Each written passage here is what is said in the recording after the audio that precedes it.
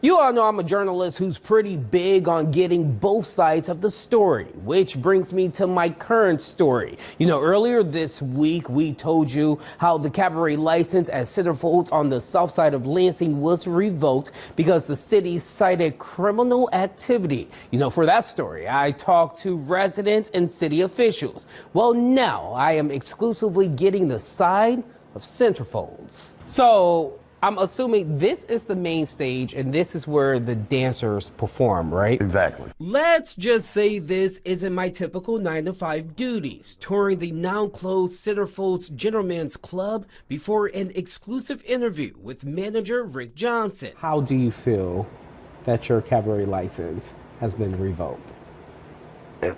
It's ridiculous to me. The sit-down comes days after City Council unanimously voted to revoke Centerfolds' Cabaret license, citing 3 deadly shootings, assault of an officer, illegal drug use, and sexual activity. Is there ever a line that's crossed with these girls and customers when they reference sexual activity? But you got to understand, what is sexual activity?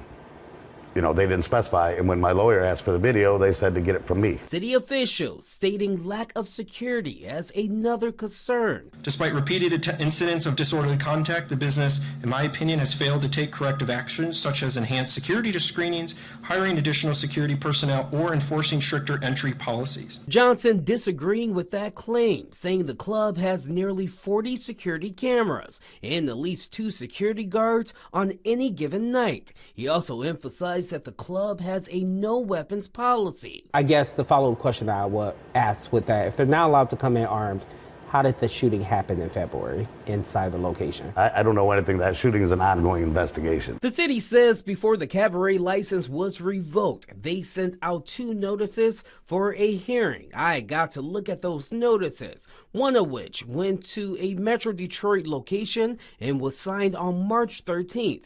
The second notice went to Centerfolds and was signed, but the date is missing. Rick says he got the second notice late. I actually did get it on the 26th. The hearing was on the 25th. And because of that, Rick says he believes he deserves the proper due process and will be fighting the cabaret revocation in court. Is it safe to say you believe this is not the end of Centerfolds?